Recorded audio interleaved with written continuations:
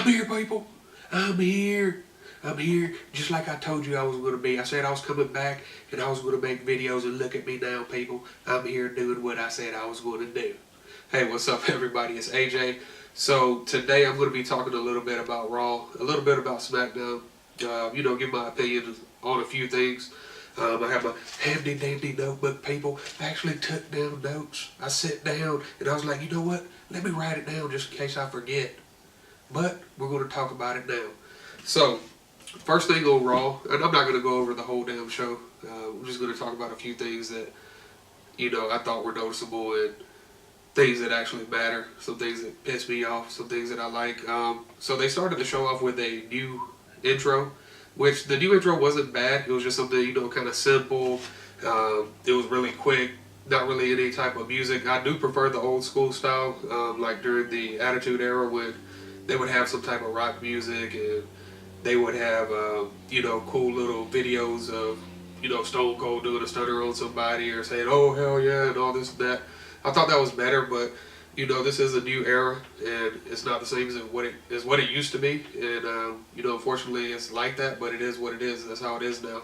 And, they have to move on. They have to upgrade things, and they did, basically. So we started it off with Dean Ambrose talking about, basically him possibly betraying the Shield. And honestly, I knew from the get-go it wasn't going to happen. It was just something that they just want people to think that it was going to happen. I already knew it wasn't going to happen, which leads me into the next thing because Baron Corbin came out and he was talking about, he interrupted it and, they're going to have a match now, and it was going to be Braun Strowman versus Ambrose.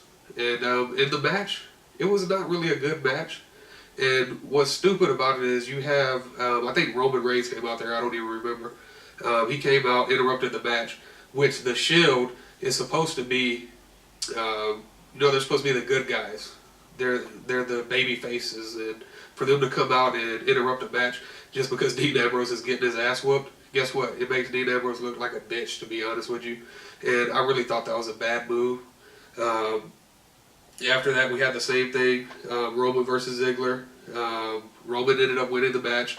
And honestly, I'm not really a huge Dolph Ziggler fan, but he actually carried Roman Reigns in that match. Dolph Ziggler doesn't get the credit that he deserves. And, I mean, everyone knows that, but his ability in the ring is just awesome, you know what I'm saying? So, for him to come out there and get whooped by Roman Reigns, which obviously Roman has to win because he's the champion, but I just think they don't give Dolph Ziggler the push that he needs. But hey, it's been like that for years. What can we do now? After that, we had Ronda Rousey versus Ruby Riott, which again, in my opinion, they should have had Ronda come out and from the get-go, just come out there. Because when you see her in the back, she's always doing these little punches and all this stuff like she's prepping for an MMA fight. And then when she gets in the ring, she's doing actual wrestle stuff. So I think they should have had her come out from the get-go, from when she first signed with WWE, and just come out there and beat the shit out of every woman that they put in front of her. Like literally, like within minutes, probably 1 minute, just come out there and knock her ass out and get it over with. That would have made her seem more like a beast. I mean, she's doing well, but I think that would have put her over even more. Her just coming out there and beating the shit out of everybody. Kind of like what Braun Strowman did. He was coming out just beating everybody until he lost to Brock Lesnar. But they should have did that with Ronda. Which leads me to, looks like we got Bobby Roode and Chad Gable versus the Ascension. Honestly, going into this match, this is one of those matches where you already know the Ascension is going to lose. Let's face it, they're in there, they just lose matches, they never win matches. It was actually a singles match, take that back. But it was Chad Gable versus one of the dudes from the Ascension. I automatically thought the dude from the Ascension was going to lose because, hey, that's what they do, right? So he actually wins the match. Very surprising to me because I knew for sure he was going to lose that damn match. And let's face it, the Ascension sucks. But at the same time, what's really good about Chad Gable? I mean, the guy they keep putting him on different teams. First he was with, who was he with? For Jason Jordan, which I thought as a tag team they were actually really good. Then after that, I think he went with Shelton Benjamin. Which Shelton Benjamin is another guy I'll make another video about because he never got the push that he deserves. But Chad Gable, I just don't see him doing anything in the WWE besides becoming a jobber eventually.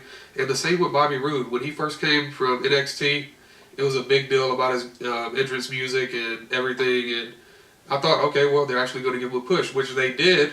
I think he became the U.S. champ or whatnot. But now they got him with Chad Gable, which doesn't make any sense at all.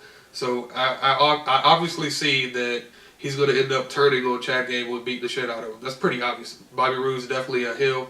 He's not a baby face. He's better as a heel. He just should be a heel all the time. He's kind of like Randy Orton as a baby face.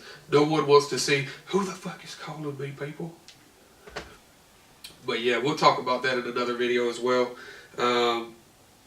Let's see what else we got on here. We got the B Team versus the Revival. Just more tag teams that suck, to be honest with you. I can't get behind the B Team. I could see, well, I could have seen, actually, I can't even think of their names anymore. That's how bad they are. I can't see them doing anything with Bo Dallas. He seems like a jobber to me. Bray Wyatt, on the other hand, even though it's his brother, could be a success, and he should have been. But Bo Dallas sucks. And then you got Kurt Hennig's son, Curtis Axel, who could have been, you know, at least an IC champ, which he did get, but he could have been a lot bigger than what he is. He's not going to go anywhere now. He's getting older. He's got, you know, his hair's falling out. And just another team that sucks. And then you got the Revival. I don't see why people like them. I really don't like them either. And then the Authors of Pain came out, which Authors of Pain I actually really like. I think they could be a dominant tag team, but if WWE, you know, puts them out as monsters and they start beating the shit out of people, then they lose to some random ass team, it's going to kill the whole gimmick. It's just like with Braun Strowman. Now, if you look at Braun Strowman versus, you know, 2 months ago, Braun Strowman was a beast. Now they just use him as random shit, and he's a heel. He should have been had the title, but WWE wants to force us to see Roman Reigns with the championship. Then we had McIntyre versus Rollins. Drew McIntyre, I know back in the day everyone loved his entrance music, and I mean the guy came back and he's just a beast. Like, they need to put that title on him as soon as possible and get that shit away from Roman Reigns. I can see more people either hating Drew McIntyre because he obviously looks like a heel. They should put that title on him as soon as possible. And that's all I'm going to talk about as far as Raw. Honestly, I used to love Raw. Raw was always my favorite show. Now I watch SmackDown too. And SmackDown is honestly just a better show. You don't have 3 hours of all that bullshit. And the matches are better, they're longer. The storylines make more sense. The Samoa Joe versus AJ Styles storyline is just on point. I like how they're doing it. And it's just more believable. I'm not going to go into all the matches on SmackDown because I wasn't able to watch the whole thing. But SmackDown is just 10 times better than Raw. And that's my opinion. If you feel differently, you can always leave comments. Let me know what you guys think as well. What you thought about the show. Any suggestions on videos I should make, you know, about someone or what I think about a certain thing. You could always do that, and I'll definitely try to, you know, get the video in. But yeah, that's it for today. Check in next week. I'll be making more videos. Until next time, peace, bitch. Watch my fucking videos, people. Watch them.